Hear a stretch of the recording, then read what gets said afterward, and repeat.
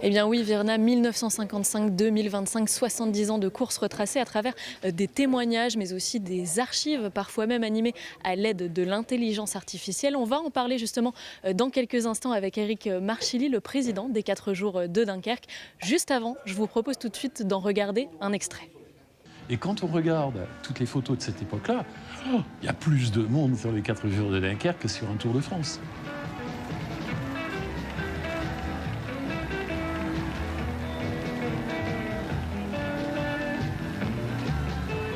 C'était aussi cette magie de l'époque où il y avait relativement peu de divertissement. On avait un travail très difficile, mais néanmoins les gens savaient s'amuser et s'amusaient.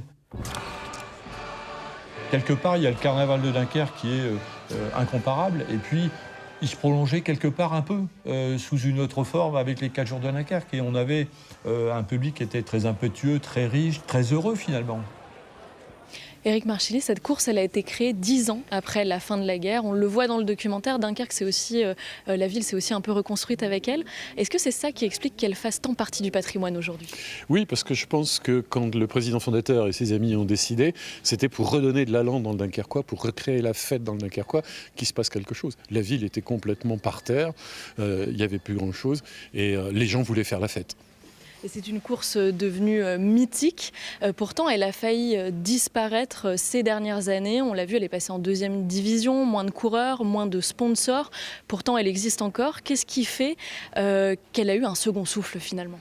Mais simplement, je pense que certaines personnes sont arrivées et connaissaient bien le marketing sportif, avaient des introductions un petit peu partout. Ça a permis de redonner de l'allant, on a mobilisé les gens. Et à partir de là, c'est complètement reparti. Les partenaires sont venus avec nous, les politiques nous ont suivis. Et je pense que l'édition de l'année qui vient va être magnifique avec tout ça.